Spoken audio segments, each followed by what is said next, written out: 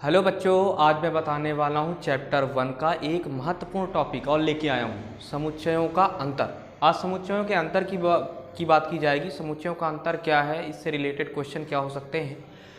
तो समुच्चयों का अंतर क्या है, ध्यान दीजिए। सबसे पहला इम्पॉर्टेंट टॉपिक क्या है आज का टॉपिक है समुच्चयों का अंतर, है ना।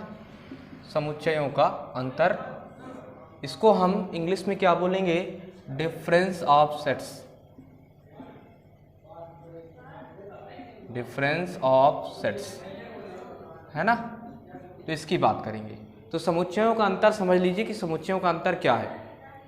सबसे पहले मान लीजिए मैं एक सेट ए लेता हूं, दूसरा सेट बी लेता हूं। मान लीजिए एक सेट ए, दूसरा सेट बी। तो समुच्चयों का अंतर सेट के जो अवयव होंगे और सेट बी में जो अवयव होंगे, ध्यान दीजिए। सेट ए है, दूसरा सेट बी है। समुच्चयों का समुच्चय ए और बी का अंतर उन अवयवों का समुच्चय होता है जिसमें ए के अवयव हों लेकिन बी के अवयव ना हों। अच्छे समझिएगा मैं क्या बोल रहा हूं कि मान लीजिए हमारे पास दो सेट हैं, दो सेट ए का अवयव हो गया और बी सेट बी का अवयव हो गया। तो समुच्चयों का अंतर ये कहता है कि सेट के ए के अवयव हों लेकिन सेट बी के अवयव ना हो। अब समुच्चयों के अंतर को हम किससे प्रदर्शित करते हैं, तो समुच्चयों के अंतर को हम a माइनस बी से रिप्रेजेंट करते हैं। इसका जो प्रतीकात्मक रूप है, इसको हम किससे रिप्रेजेंट करते हैं, प्रतीकात्मक जो रूप होता है, प्रतीकात्मक जो रूप होता है a माइनस बी। कहने का मतलब हम इसे a माइनस बी से प्रदर्शित करते हैं। इससे एक रिलेटेड क्वेश्चन लेंगे, उससे आपको क्लियर हो जाएगा कि समुच्चयों का अंतर वास्तविक कहते किसे हैं। तो चलिए एक उदाहरण ले लेते हैं। मान लीजिए सेट ए का जो वैल्यू है, सेट ए बराबर क्या दिया हुआ है, मान लीजिए 1 2 3 4 5 और 6 ये दिया हुआ है। और बी बराबर क्या दिया हुआ है, मान लीजिए बी बराबर दिया हुआ है 2 4 6 8, है ना। चलिए, तो हमें क्या निकालना है, समुच्चयों का अंतर मतलब a माइनस बी। समुच्चयों के अंतर को हम a माइनस बी से रिप्रेजेंट करेंगे। यदि हमारे पास सेट a और सेट b है तो समुच्चयों का अंतर क्या हो जाएगा, a माइनस बी। इसको कभी कभी हम b माइनस ए भी लिखते हैं। तो इस कंडीशन में हम समुच्चयों के अंतर की डेफिनेशन क्या बताते हैं कि b माइनस, मान लीजिए हमारा सेट पहले b है, इसके बाद a है, तो उस कंडीशन पे हम कहते हैं कि समुच्चय b और a के अंतरों का समुच्चय वह समुच्चय होता है जिसपे a के अवयव हों लेकिन b के अवयव ना हों। ठीक है, तो चलिए, तो a माइनस बी क्या मिलेगा हमें, ध्यान दीजिए। मैंने क्या कहा कि a के अवयव हों लेकिन b के अवयव ना हों। 2 4 6 8, 2 4 6 को छोड़ के बाकी के अवयव हम ले लेंगे 1 3 5। ये क्या हो जाएगा, आंसर हो जाएगा।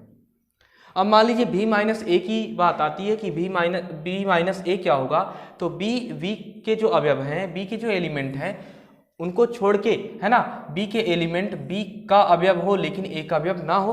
तो a का अवयव क्या नहीं होना चाहिए, a के अवयव में क्या क्या है, ध्यान दीजिए 1 3 5, है ना, ये नहीं होगा, बाकी के सभी अवयव हो जाएंगे। तो 2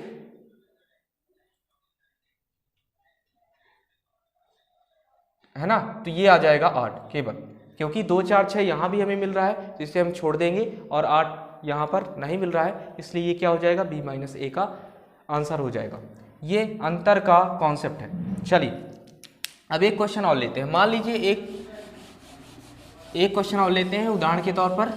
एक उदाहरण और ले लेते हैं कि मान लीजिए क्या दिया हुआ है, a का मान दिया हुआ है, मान लीजिए AEIOU, है ना, और b का मान क्या दिया हुआ है, मान लीजिए b का मान दिया हुआ है AKU। हमें इसमें फाइंड करना है a माइनस बी, समुच्चयों का अंतर, है ना। तो a माइनस बी क्या मिलेगा कि सर b के अवयव ना हो, a के अवयव हो।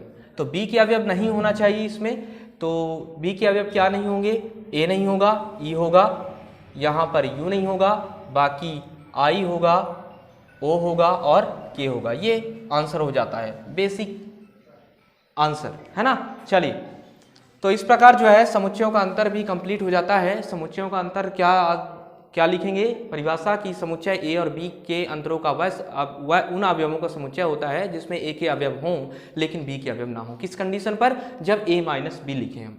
यदि हम बी माइनस ए लिखते हैं तो बी माइनस ए की कंडीशन पर क्या होगा कि समुच्चय बी और ए के अंतरों का अवयव उन अवयवों का समुच्चय होता है जिसमें बी के अवयव हों लेकिन ए के अवयव नहीं ना हो, एक दूसरे के अपोजिट है ना। चलिए, तो इस तरह से ये चैप्टर भी क्या हो जाता है, कंप्लीट हो जाता है। सारे कॉन्सेप्ट की पिछली क्लासों में मैंने क्या बताया था आपको कि ए यूनियन बी क्या होता है, फिर मैंने बताया आपको कि ए इंटरसेक्शन बी क्या होता है, कि ए इंटरसेक्शन बी को किससे रिप्रेजेंट करेंगे, ए यूनियन बी को किससे प्रदर्शित करेंगे। इसी प्रकार ए माइनस बी समुच्चयों का अंतर क्या होता है, समुच्चयों के अंतर को किससे रिप्रेजेंट करेंगे। अभी मैंने बताया कि इसका प्रतीकात्मक रूप या इसे हम ए माइनस बी से रिप्रेजेंट करेंगे, कब, जब सेट ए और सेट बी के रूप में हो हमारा इक्वेशन। ठीक है, चलिए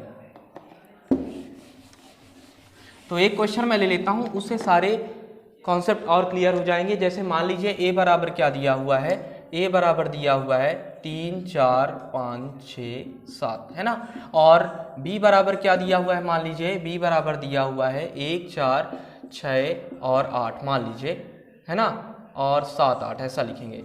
ठीक, चलिए अब हमें यहाँ से हम 3 क्वेश्चन आज क्लियर कर लेते हैं। पहला मान लीजिए ए यूनियन बी दिया हुआ है कि ए यूनियन बी निकालिए, दूसरा कह रहा है ए इंटरसेक्शन बी निकालिए, और तीसरा कह रहा है मान लीजिए कि ए माइनस बी निकालिए, है ना। तो चलिए ए यूनियन बी निकाल लेते हैं पहला, कि ए यूनियन बी का कॉन्सेप्ट क्या होता है। ए यूनियन बी का कॉन्सेप्ट क्या था कि ए और बी का सम्मिलित रूप ए यूनियन बी कहलाता था। तो इसका आंसर हो जाएगा ए और बी का सम्मिलित रूप लिख दीजिए, 1 फिर 3 फिर 4 फिर 5 फिर 6 फिर 7 फिर 8, ये बेसिक आंसर हो जाता है। अब बात करते हैं ए इंटरसेक्शन बी की सर, कि ए सर्वनिष्ठ बी कैसे निकलेगा।